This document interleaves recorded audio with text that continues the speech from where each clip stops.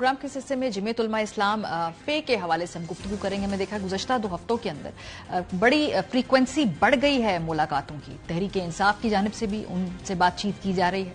भरपूर कोशिश थी उनकी कि मौलाना साहब को अपने इत्तेहाद में शामिल कर लिया जाए। कई मीटिंग्स भी हुई लेकिन ब्रेक थ्रू नहीं हो पाया और फिर फाइनली मौलाना साहब ने कह दिया कि वो तन्हा ही ये मूवमेंट चलाएंगे, वो किसी इत्तेहाद में नहीं बैठेंगे।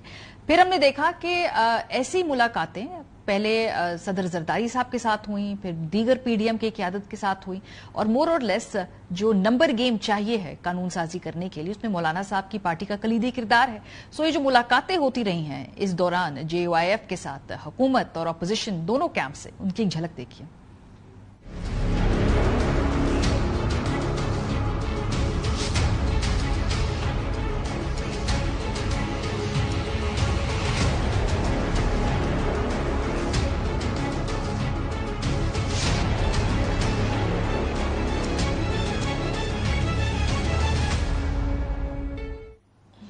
मोर और लेस हर मीटिंग के अंदर मौलाना साहब की बॉडी लैंग्वेज तो सेम ही थी। जिस रवादारी से वो सबके साथ मिले तो कुछ गेस करना इतना आसान नहीं है कि मौलाना साहब जो हैं उनका झुकाव किसकी तरफ ज्यादा होगा।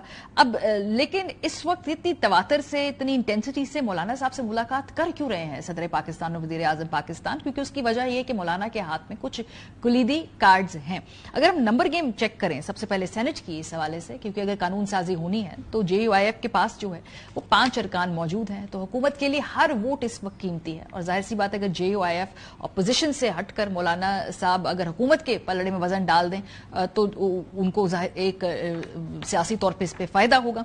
इसी तरीके से कौमी असेंबली के अंदर भी हम देख रहे हैं कि JUI के अरकान ने उनकी जरूरत है हुकूमत को, एक एक वोट कीमती है। बड़ी मुश्किल से धक्के से जिस तरीके से भी वो वोट मुकम्मल करने की कोशिश कर रहे हैं, इसीलिए मौलाना साहब से ये बातचीत हो भी रही है। अता तारिर साहब जब उस कमेटी में साथ गए मौलाना साहब से बात करने के लिए तो उन्होंने कहा कि उनका इत्तेहाद PMLN के साथ फितरी है। उनकी ख्वाहिश है कि PMLN और JUIF साथ बैठें।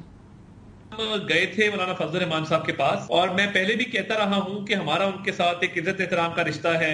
उनके साथ हमारा एक फितरी इत्तेहाद है और एक नेचुरल अलायंस उनके साथ बनता है। कोई 2/3 हासिल करने के हवाले से ना तो ये विजिट था और ना इस पे कोई एजेंडा था। पार्लियामान के अंदर ताउन के हवाले से कोई बात नहीं हुई उनके साथ? नहीं, इस हवाले से कोई बात नहीं हुई। लेकिन पाकिस्तान तहरीक इंसाफ भी पुर उम्मीद है। वो कहते हैं कि मौलाना साहब तो इस वक्त जाएंगे ही नहीं बिल्कुल हुकूमत के साथ, उनको सूट नहीं करता सियासी तौर पे। बैरिस्टर गौहर का इस पे मौक़िफ़ सुने।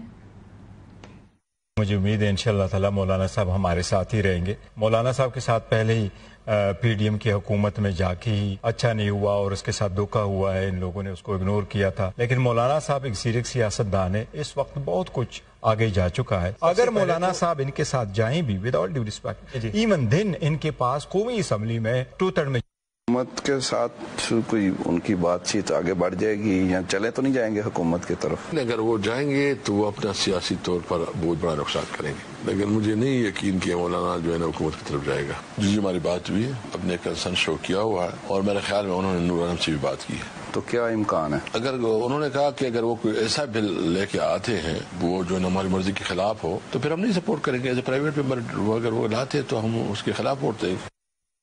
ज़ैन कुरैशी साहब ने एक टेलीविजन शो में कहा कि अगर कोई बात है तो वो एक सियासी गिव एंड टेक की है, जैसा कि होता है इत्तेहादों में, और बात 2 सेनेट की सीट्स पे इस वक्त रुकी हुई है। सुनिए।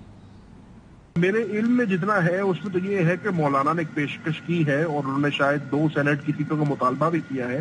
उसमें हमारी पार्टी ने गौर फिक्र करनी है और इंशाल्लाह मेरे ख्याल से चेयरमैन इमरान खान साहब से बात करके हम उनको उसके ऊपर अपना रद्द-ए-अमल देंगे। सेनेटर कामरान मुर्तजा साहब रहनुमा जमीयत उलमा इस्लाम पे हमारे साथ प्रोग्राम के सिलसिले में मौजूद है। बहुत शुक्रिया सेनेटर साहब हमें ज्वाइन करने के लिए।